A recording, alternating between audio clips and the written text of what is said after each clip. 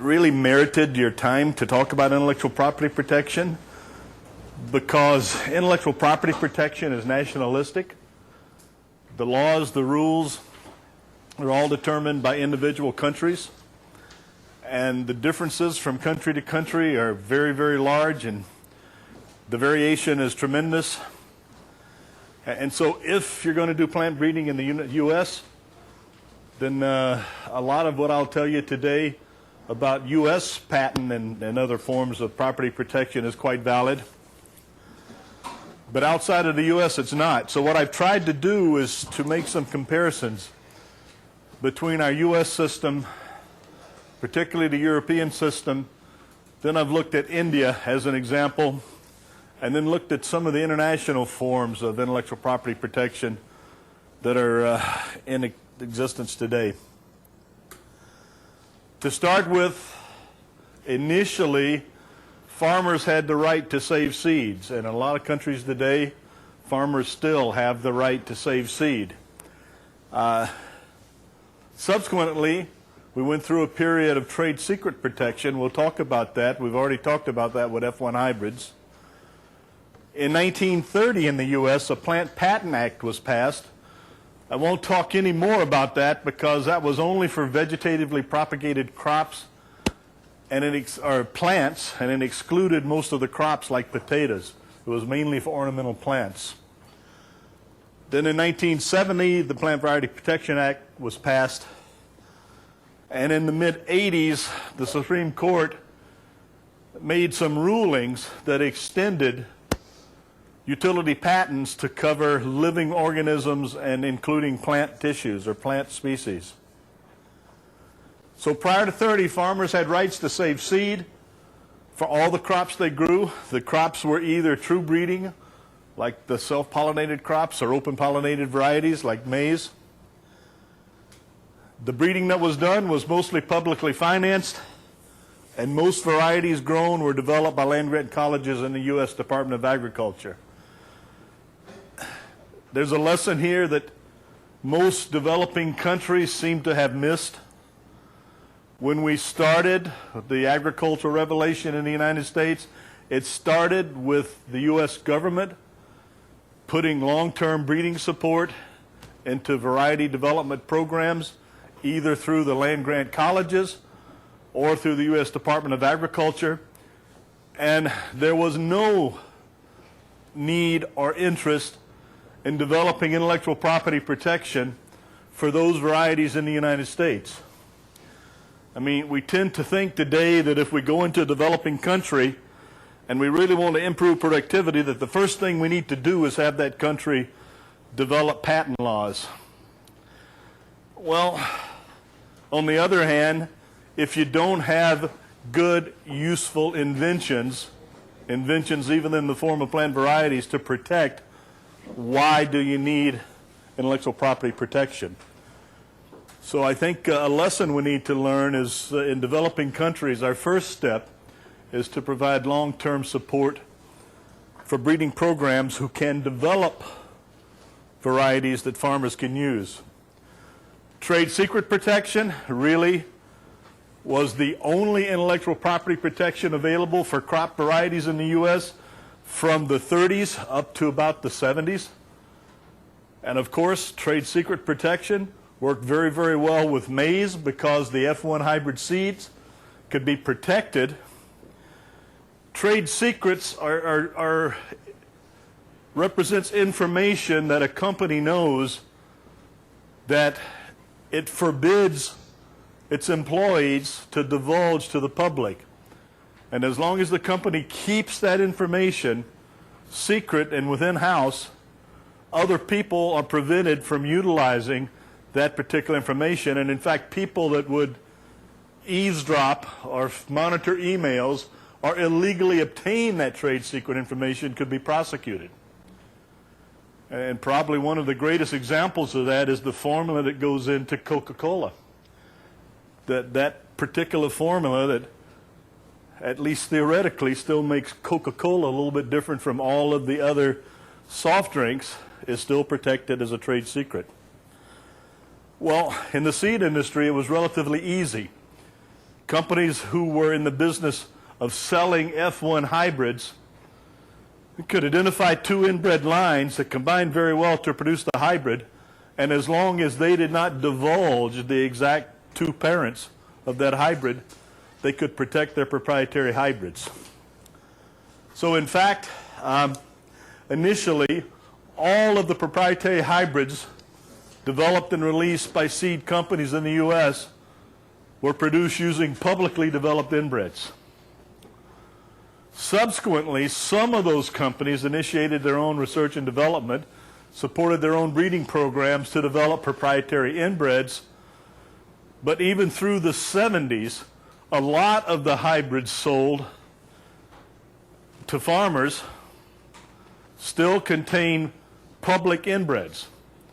Starting in the 70s, the percentage of hybrids that contain at least one proprietary inbred from companies like Pioneer and DeKalb, Northrop King, Ciba-Geigy, and Cargill started to increase. But even today, a large number of the hybrids sold contain public inbreds crossed against proprietary inbreds.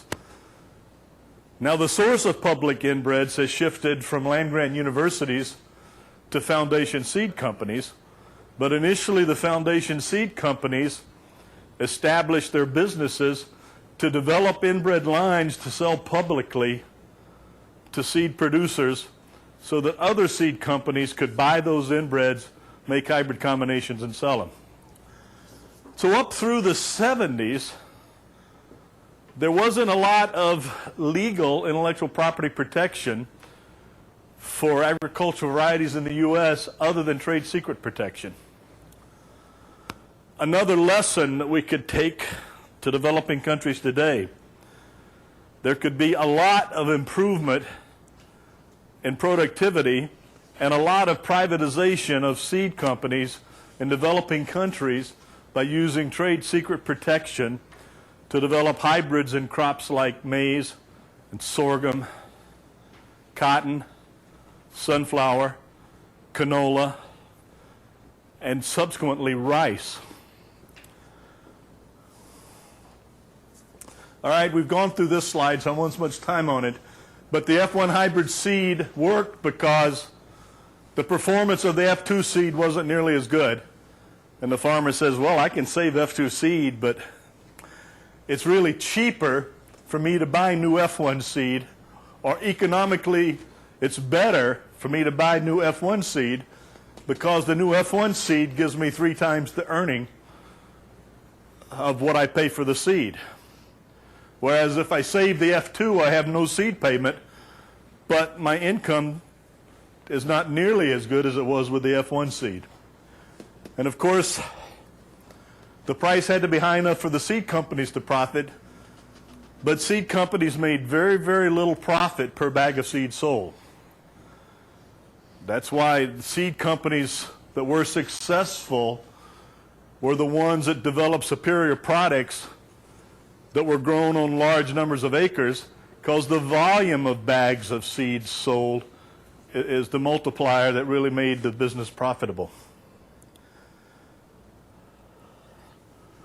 So the impact of hybrids on a worldwide basis, about 40% of the private seed sold today worldwide is hybrids. I mentioned the crops before, but maize, sunflower, sorghum, oilseed rape, rice, wheat in certain select areas, cotton, and vegetables, tomatoes, pepper, melon, cabbages, onions, and others.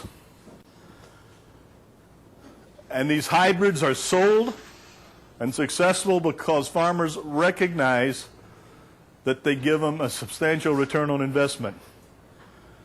And so in developing countries today, the development of hybrid programs is one way that we can increase agricultural productivity without having a complete legal infrastructure in place for intellectual property protection of plant varieties.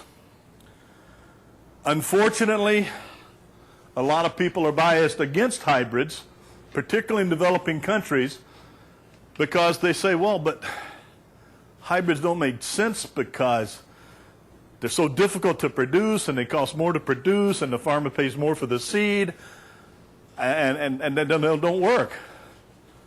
But in point of fact, they do work.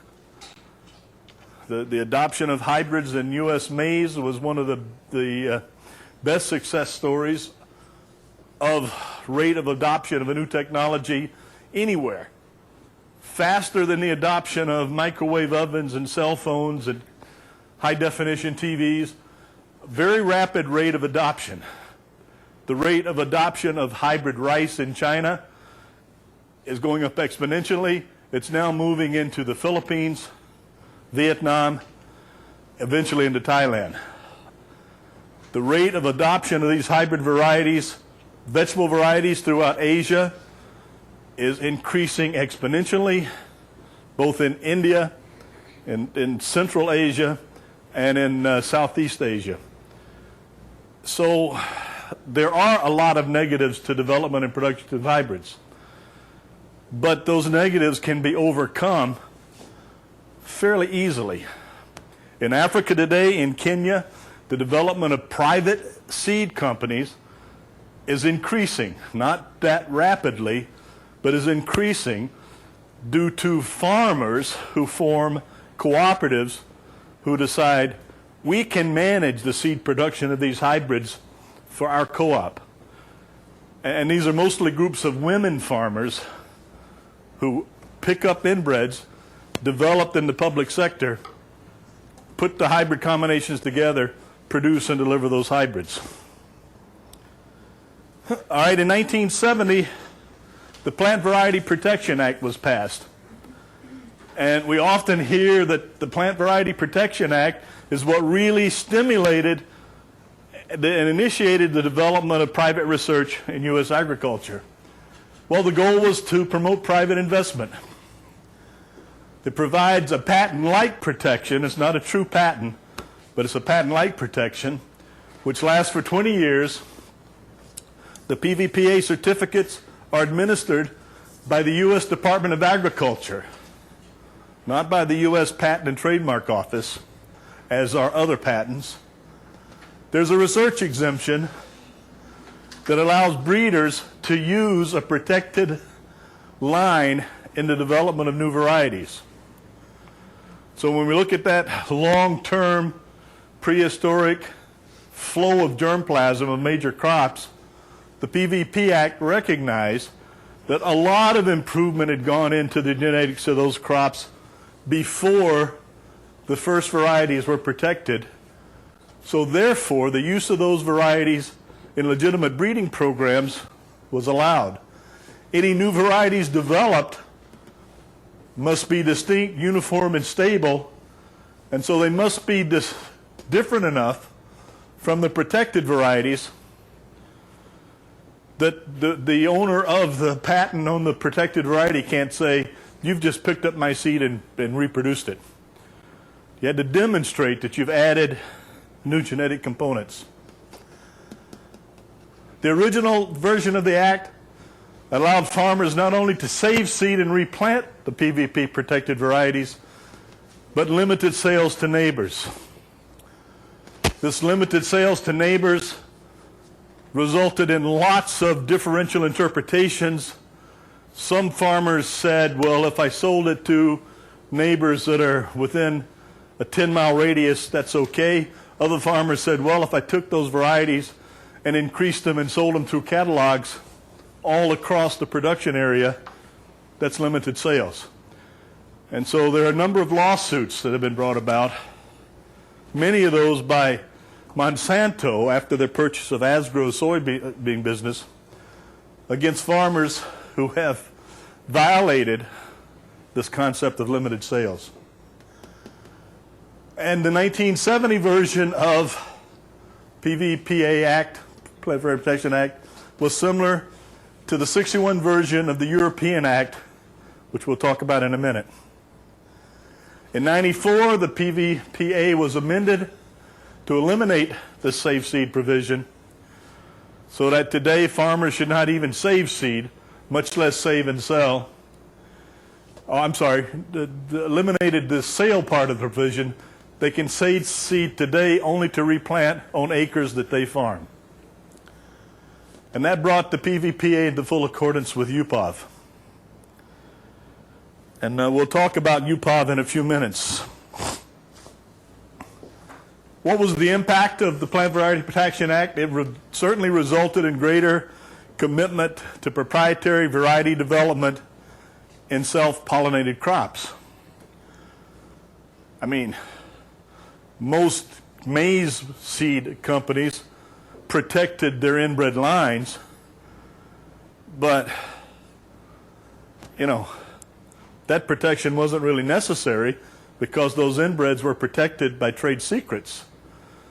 And in fact, people have argued that once they got PVP protection on inbred lines, that voided their trade secret protection, so that any competitor that could get a hold of those inbred lines had a legal right to use them in breeding programs.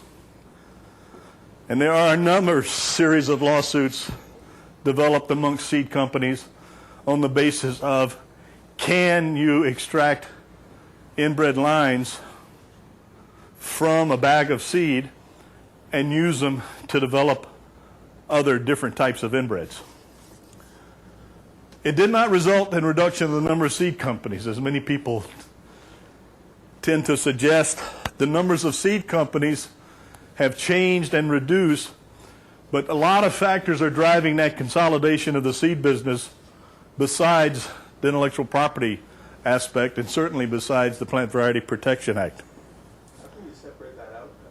Pardon? I mean, if the amendment was passed in 1994, that was right at the beginning, middle of the massive consolidation of the 90s. So, I mean, that would be a bit disingenuous to imply that it had no impact.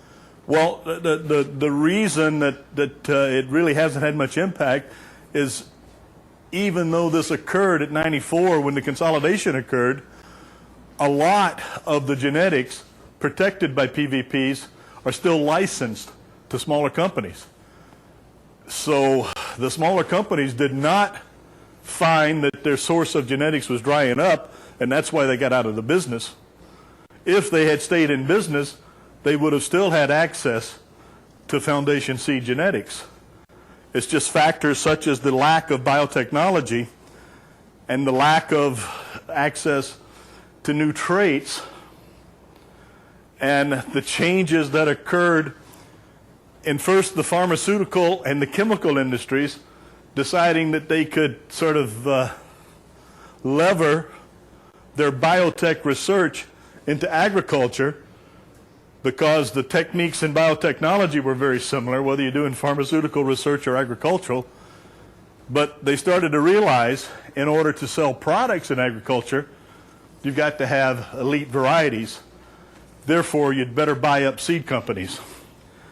And so, at least to me, there's a lot of evidence suggesting that it was the consolidation of the agrochemical and pharmaceutical industries and their need to have an outlet for the new technologies that led to consolidation of seed companies. And actually, this was modified in 94. The original PVP Act came out in 1970. And through the 70s and early 80s, there wasn't a lot of consolidation of seed industry at all. If anything, there was an increase in number of seed companies. Has it worked? Well, private industry pretty much does sorghum, which is hybrid maize, cotton. Yeah, PVPs certainly fostered the development of soybean varieties by the private sector. Initially, it also developed a lot of interest in breeding and developing wheat varieties.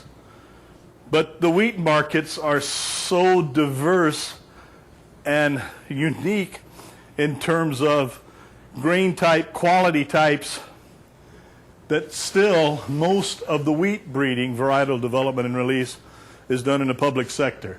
This being the land-grant colleges or the state agricultural experiment stations, this being USDA. And of course, fruit crops, pretty much in the public sector. Ornamentals about half and half.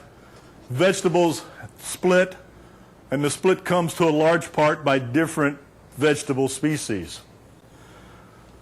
Vegetables like onions and tomatoes and melons today are pretty much done in the private sector. Other than we used to could argue we did a lot of that here, but not for the last 2 years. All right, so beyond the Plant Variety Protection Act, there's really this issue of patenting of agricultural biotechnology. And in 1980, in a Supreme Court ruling, the Supreme Court ruled that, sure, living organisms could meet all of the requirements of a patent. They could be unique, they could be unobvious, they could be stable. So sure, you can patent living organisms, and in 1985 that was extended to plants. So basically, that protects genes, markers, methods, seed. Specifically, it protects hybrid parent varieties, the inbred lines, and the hybrids themselves. And incidentally, the application of utility patents, oops, I don't think I touched that. The application of utility patents was really made possible by the developments in biotechnology which could allow you to enforce those patents. Before, you could rapidly and reliably do a DNA fingerprinting of your inbred lines. It was difficult to prove that your inbred, that your competitor's inbred line was the same as yours. I mean, it was easy to prove that they differ, because all your competitor had to do was find one or two traits that differed. But to prove that they're identical, wow, until you've got the entire genome patented and fingerprinted, it's hard to do that. This is what led to a lot of incentive for entrants coming in to the seed business, or actually entrants coming in to the plant biotechnology business, because, as I mentioned, the pharmaceutical companies were already doing the biotechnology for their pharma research, and they figured that, wow, we can leverage all of this infrastructure, all of these labs and scientists, and billions of dollars we spend each year on biotechnology. If we can sell into agricultural markets as well as pharmaceutical markets, we can at least double our earnings. And I mean, that was a very alluring prospect. So what happened? Actually, starting back in the 60s, private sector research started. PVP increased. PVP occurred in 70, a little bit of increase. 85 is when utility patents were allowed in plants. And so the amount of investment of private companies into plant breeding research has gone up dramatically. Public expenditures have by and large been flat over the last 20, 25 years, and recently are actually reducing. And the number of patents, biotech patents by type of innovator, these are the large companies. These are biotech firms, startup firms, small biotech companies, and individuals. Most of these are former professors who decided, wait a minute, now I'm working on some very interesting things. I could get a few patents, and I could start up my own company to sell and develop products. And most of these have been either taken over, bought, merged with, or at least licensed by the large corporations. And here's public sector involvement. A lot of the public sector involvement also licensed to corporations. Do you have to leave your university position to do that? Some did, many did, a few did not. We have a few faculty members here at Cornell who still maintain their faculty position, and they have their own companies on the side. It's nice because as a professor, you can elect either to be on a 100% appointment or you can work only during the academic year, which is a 75% appointment. And if you take that 75% appointment, then 25% of the time you can spend on your own private endeavors. Consulting as well as your own corporations. So what's happened to the seed industry? The seed company started out here. A lot of startup biotech companies in the 80s. Pharmaceutical, industrial chemical, and ag chemical companies, and the grain processors. We went through a big phase of consolidation when life science companies were going to be the trend. Companies that would develop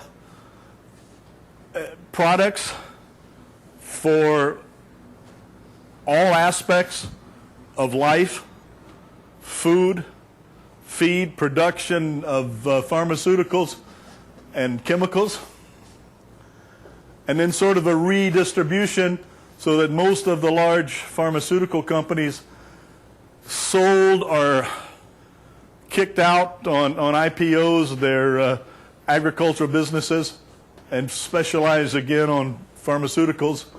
Most of the large industrial chemical companies forgot about agricultural chemicals.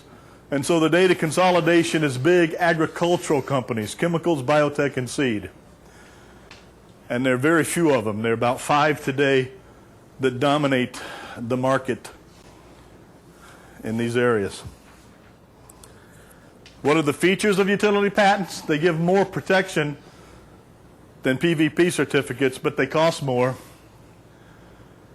They prohibit farm-safe seed. They prohibit the use of patented material in breeding. So for the first time in the history of the evolution of crop genetics, the U.S. decided we are going to stop the sharing of genes from prehistoric maize, as an example, into new varieties, because once we get a utility patent on our particular inbred line, nobody can utilize that particular combination of genes again in breeding and development. The people in favor of this argued, well, no, it's not really prohibiting and stopping that flow of genetics that started 10,000 years ago. All we're saying is that in today's world, in order to recover the investments of producing those new, highly desirable materials, we need protection for a period of time from other people taking our materials and coming out with legal copies within a few years. And so initially this was for 14 years. It has been extended to 20 years. 20 years from the time that the patent was granted. It used to be 14 years from the date that the patent application was filed, but it was taking so long to get these patents on inbred lines and other crop varieties through the patent office that sometimes the patents would come out and there would be like 8 or 9 years left on the protection. Because this all goes through the U.S. Patent and Trademark Office. Back in the 1980s, there were no biological scientists working in the Patent and Trademark Office. There were primarily engineers looking at patents on gadgets, gizmos. So there were very few people who understood the patents. When you patent an inbred line of maize, for instance, I mean, how do you go about documenting the proof of concept of that inbred? How much data or information do you have to show that that particular inbred differs from every other maize inbreds developed or that could be developed from similar sources of germplasm? So a lot of controversy arose over that. But the fact that these were granted for now only 20 years was used as an argument by the seed industry and the ag biotech industry that 20 years in the lifetime of 10,000 years of crop improvement is nothing. Okay? Which, interesting, is a good point. Well, and of course, the applications must be made within 1 year after public disclosure, which was interesting because after patents were allowed on inbreds and hybrids, a lot of hybrids that have been sold for 3, 4, 5 years suddenly got patented. And so the interpretation must have been that selling seed to farmers was not a public disclosure. Point of fact is the patent examiners just didn't understand what the hybrids were, how the seed system worked. So a lot of confusion in this. But this 20 years is kind of interesting. The first patents from 1986 came off last year.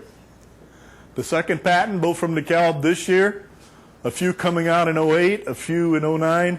By 2010, and each year thereafter, large numbers of elite proprietary inbred lines, a lot from Pioneer, since they were the biggest and the best at developing proprietary lines, are coming off patent. What happens when these lines come off patent? They're publicly available. Anybody that wants to pick up these lines and utilize them has the ability to do that. How come because the origins are unknown? Shouldn't it be known if they paid something? Well, yeah. The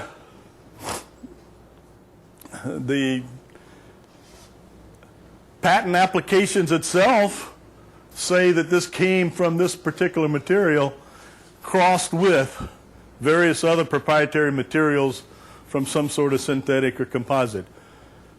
And so from looking through the patent applications, you really can't tell exactly what's in them. These are, in some cases, when they first started, they told you just exactly which two lines they crossed to develop it. I mean, Pioneer was especially good at this. I mean, Pioneer used to provide a lesson for competitor breeders on how we developed our best genetics. Because if you take this by this and do selections, you can get a really good new line. Subsequently, they started becoming more and more vague in terms of what they really put into the source population to develop. And ironically, you don't have to tell exactly what your inbred came from. All you have to do is differentiate that it's new, it's unique, it's unobvious. And for a lot of this, how do you determine, I mean, what do you mean unobvious? If you select two elite inbreds and cross them together and produce another elite, and isn't it obvious that you're going to get a pretty elite line out of that? But anyway, lots of questions and concerns and legal battles about this. Yeah? But if you're not allowed to save seeds, and after 20 years or 14 years, it becomes unpatented, but I am sure that they're not going to be selling those seeds. Oh, that's a good point. Well, actually, since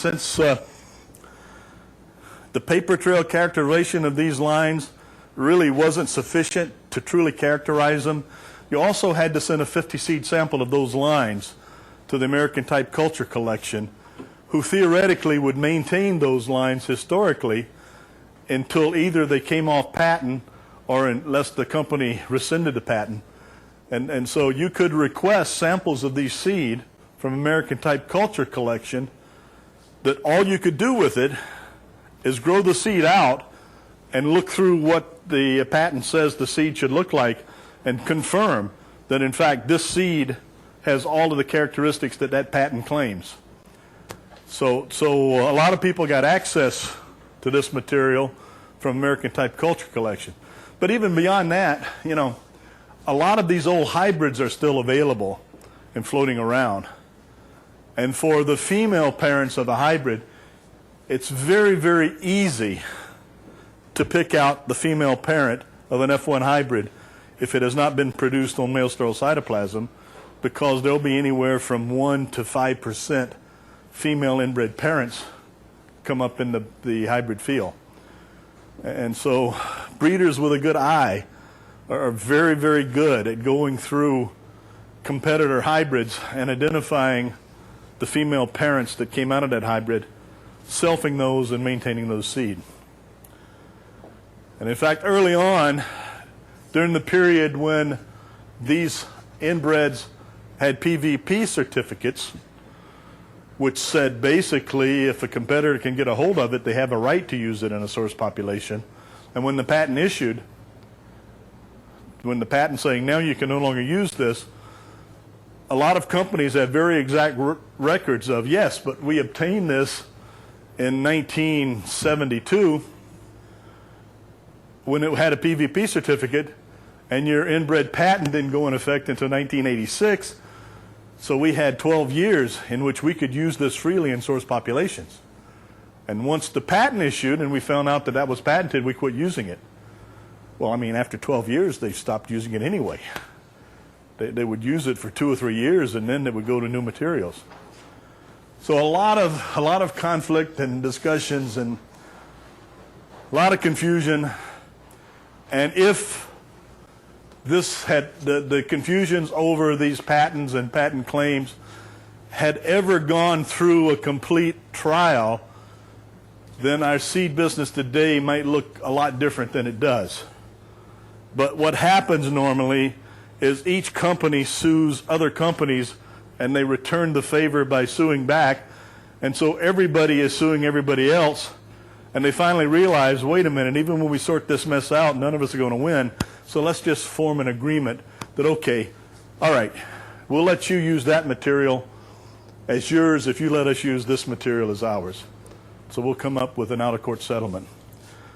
And all of these out-of-court settlements, I think, are done by now.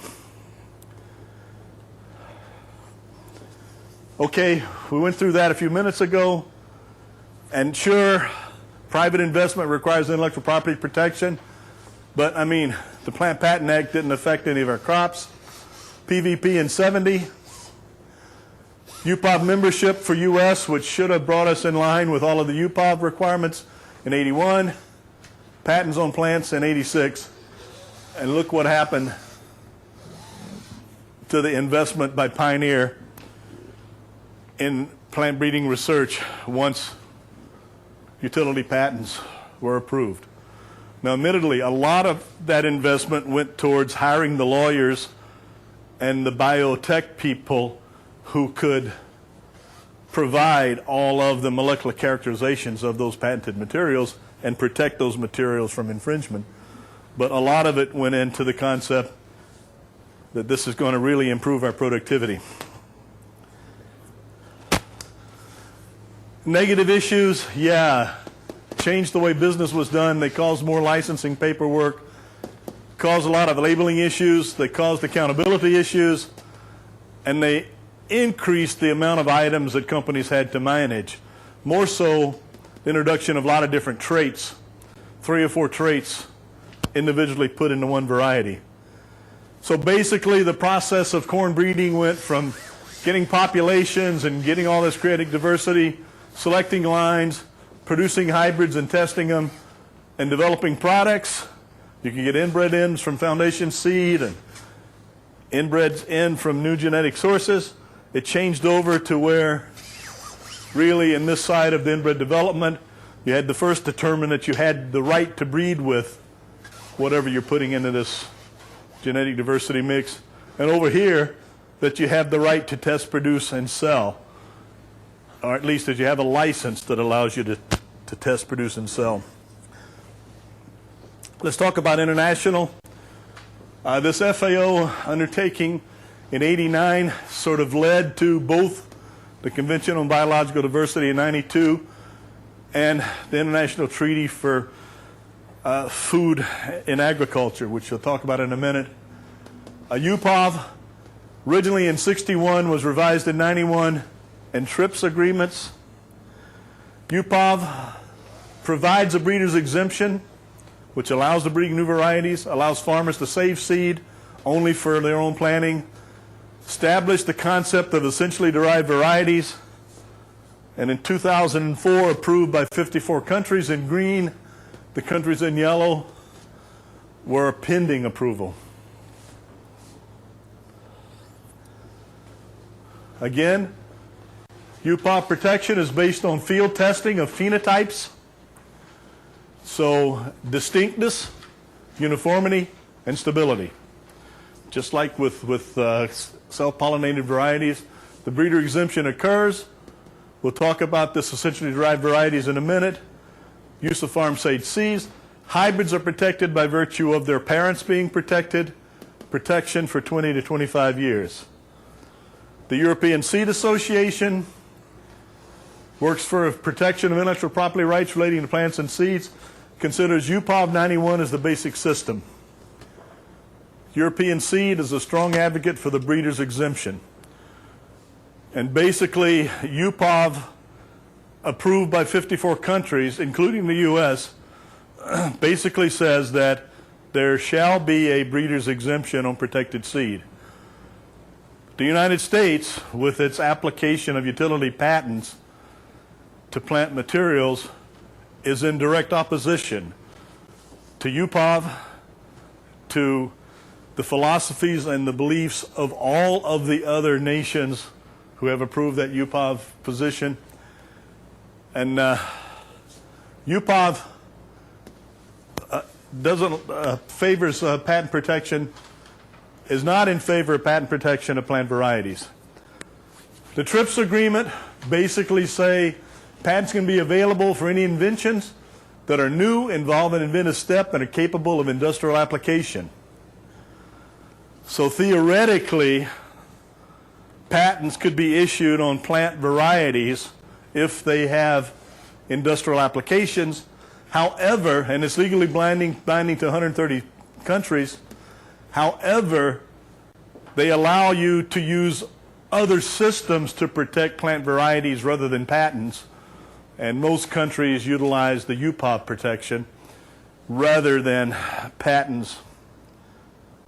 In India, 2001, the Protection of Plant Varieties and Farmers' Rights Act talked about new varieties must be novel, distinct, uniform, and stable. Extant varieties, which could be protected, those are varieties protected under the Older Seeds Act, or farmers' varieties, or a variety that was known in the public sector before 2001. Essentially derived varieties, varieties that are developed from existing varieties but are clearly distinguishable from the initial variety. So both UPOV and specifically India in their systems say essentially derived varieties are permissible.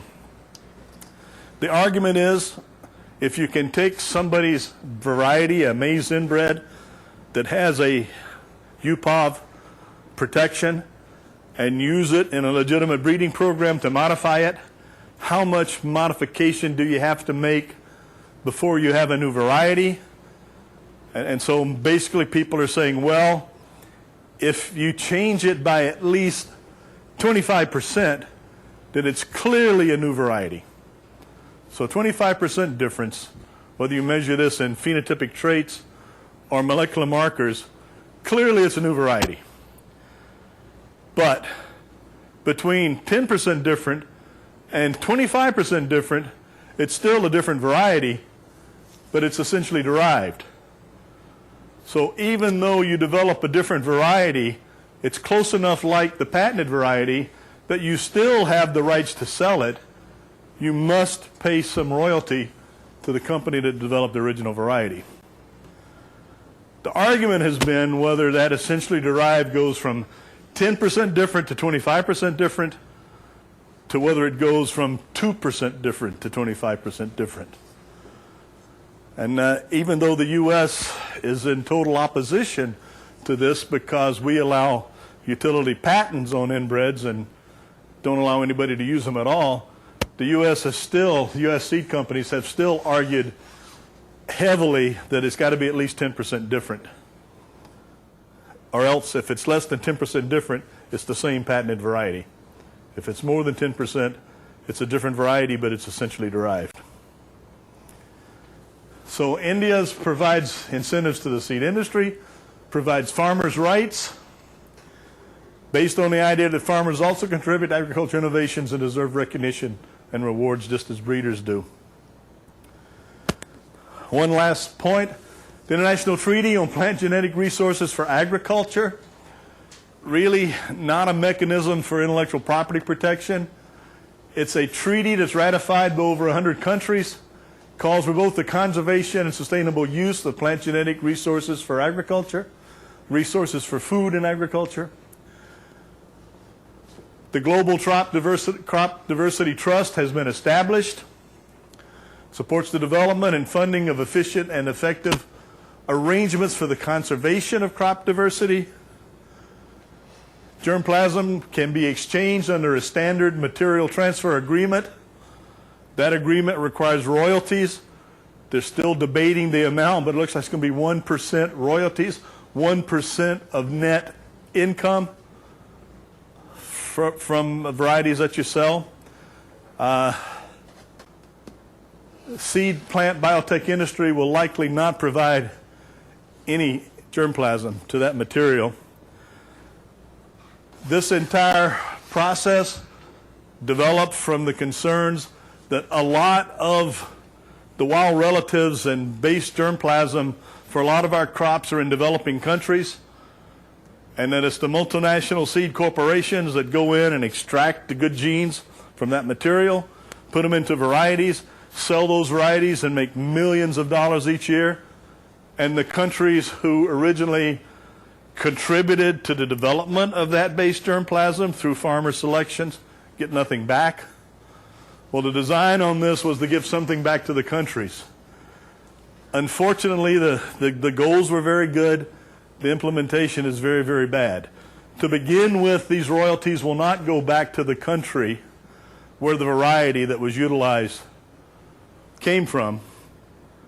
They'll go back to helping the Global Crop Diversity Trust support additional collection and maintenance.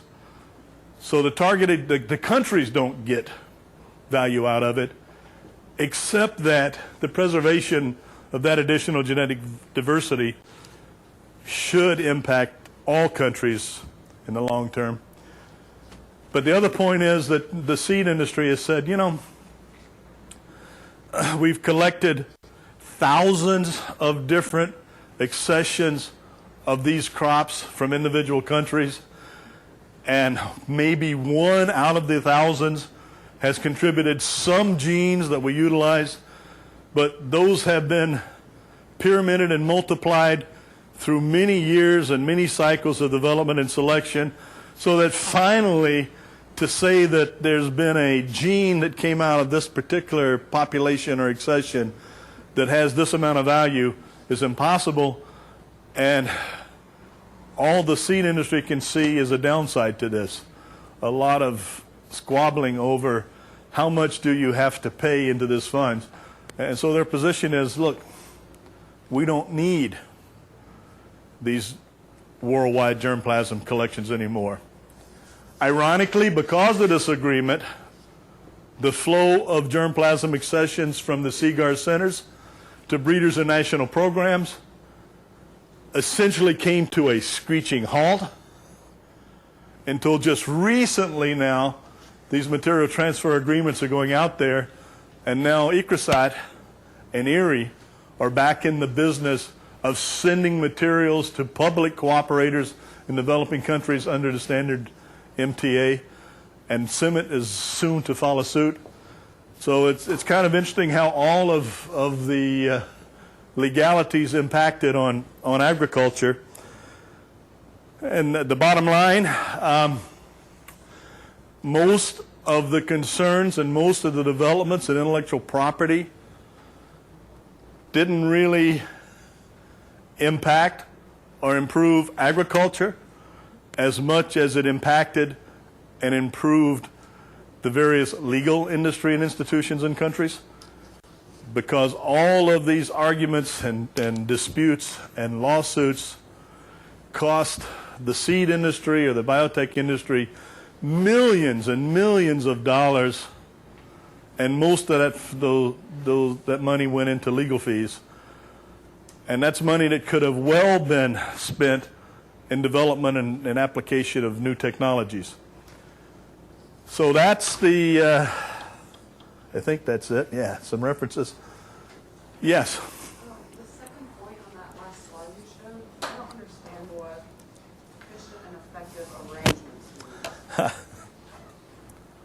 Well, there's when I first arrived at FAO, I had to take an introductory course in FAOology because when you're a political organization working at the whim of all of the United Nations member countries, words have different meanings. So in the case of efficient and effective arrangements, means that they will be arrangements that should be efficiently collecting and conserving and characterizing germplasm, and they should be effective in that they meet the needs of most of the UN sponsoring countries. And what that means exactly, I mean, it's intentionally vague so that no one can come back and say, wait a minute, no, our country said that it should be used this way, and our country said that way.